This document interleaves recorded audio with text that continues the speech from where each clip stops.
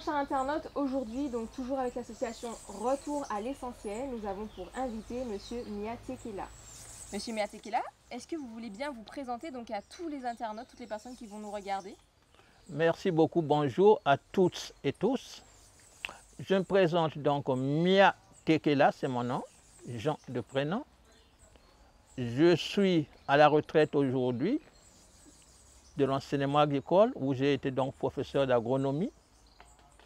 Du point de vue de ma formation, je suis ingénieur de techniques agricoles et docteur en géoagronomie, chercheur indépendant.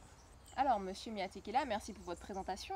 Aujourd'hui, nous allons échanger autour du jardin créole ou encore jardin traditionnel vivrier. Est-ce que vous pourriez nous donner une définition du jardin créole? Définir ce qu'on appelle jardin créole ou d'autres appellent jardin ou d'autres appellent encore jardin traditionnel vivrier est une gageure. C'est tellement riche que il faut des pages et il faut du temps.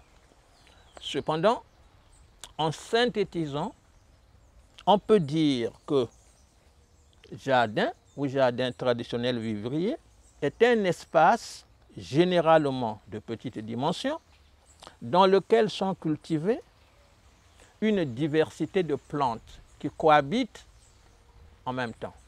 Ce mélange de cultures, souvent conduit en famille, vise plusieurs objectifs. On peut en retenir quelques-uns, puisqu'on ne pourra pas tout dire. Parmi les objectifs, il y a donc la satisfaction des besoins alimentaires de la famille, tout au moins en partie.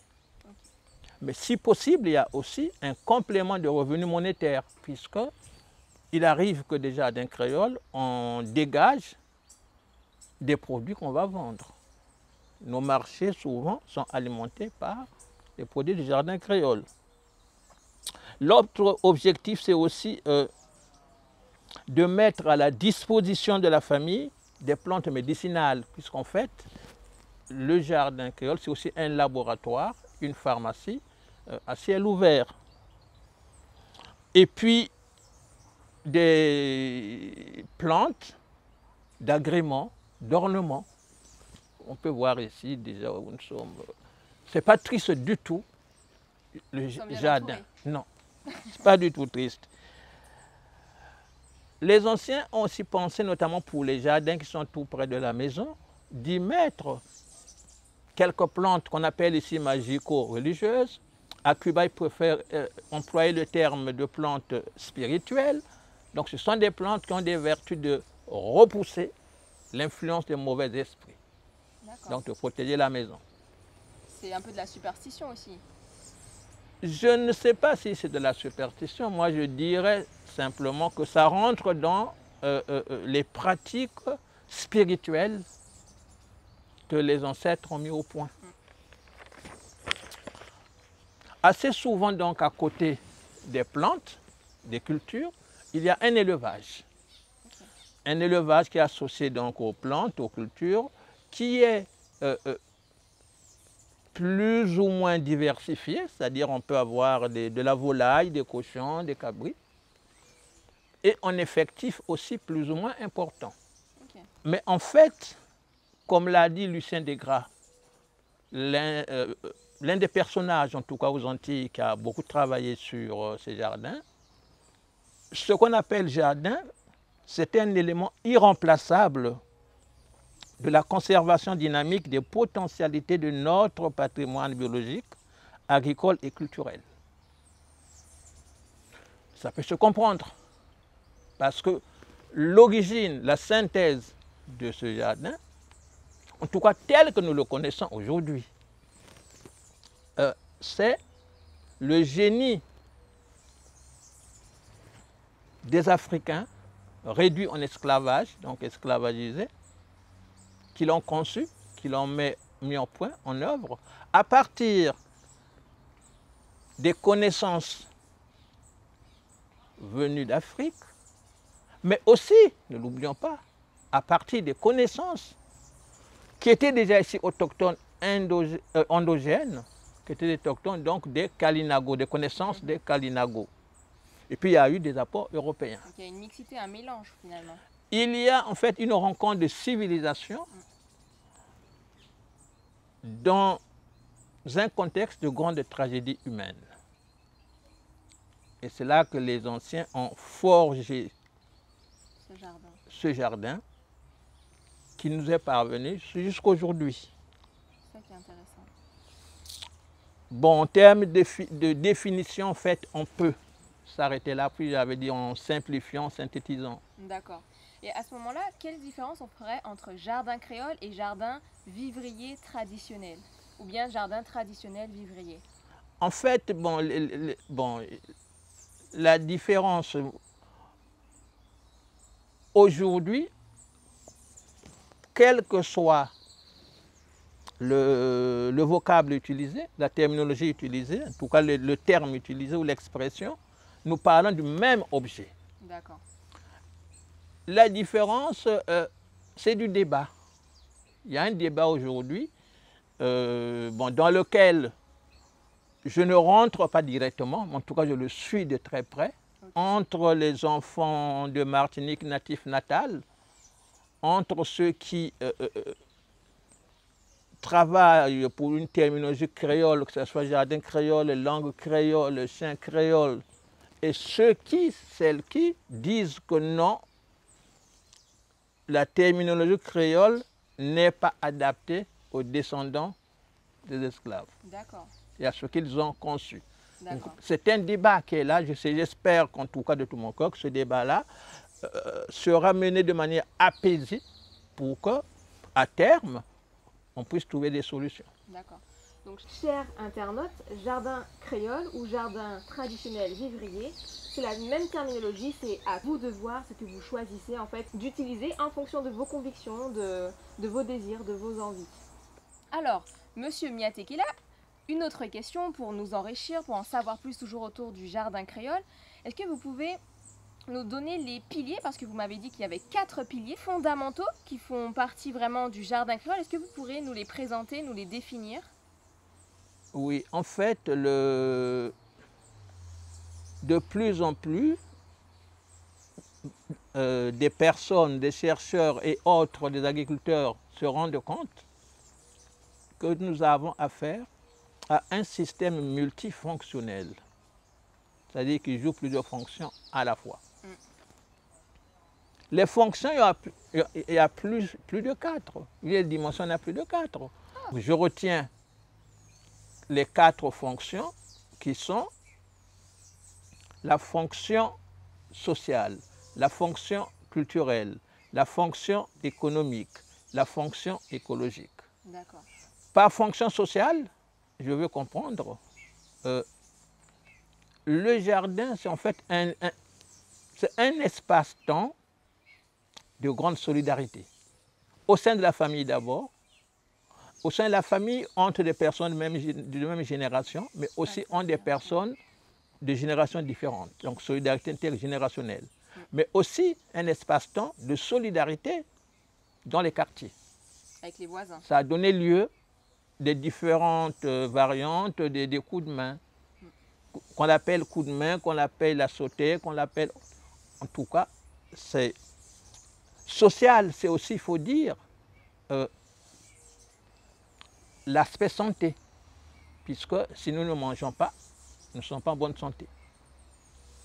Et les produits issus de ce jardin-là, le plus souvent, donc, en tout cas surtout à l'époque, mais maintenant aussi le plus souvent, sont dépourvus. Sinon, il y a très peu de résidus chimiques qui nous empoisonnent. Ça veut dire que ce sont des produits qui nous apportent beaucoup de vitalité. Donc, cette dimension pour garantir, maintenir, revivifier notre santé vient renforcer la fonction sociale. La fonction culturelle.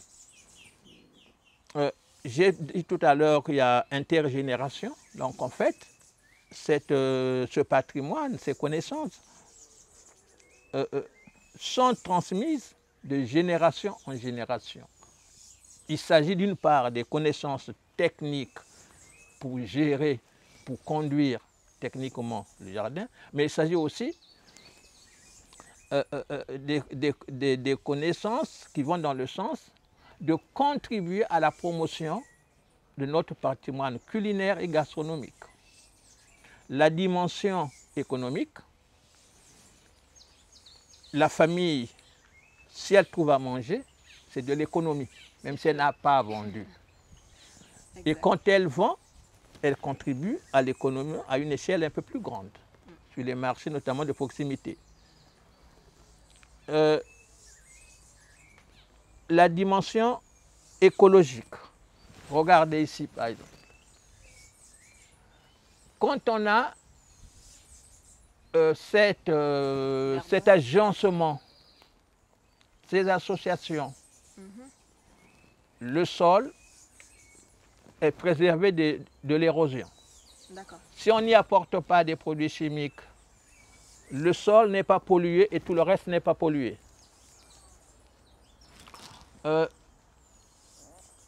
Écologiquement, quand il y a des associations, les plantes se protègent. Donc, on n'a pas besoin de venir traiter avec des pesticides.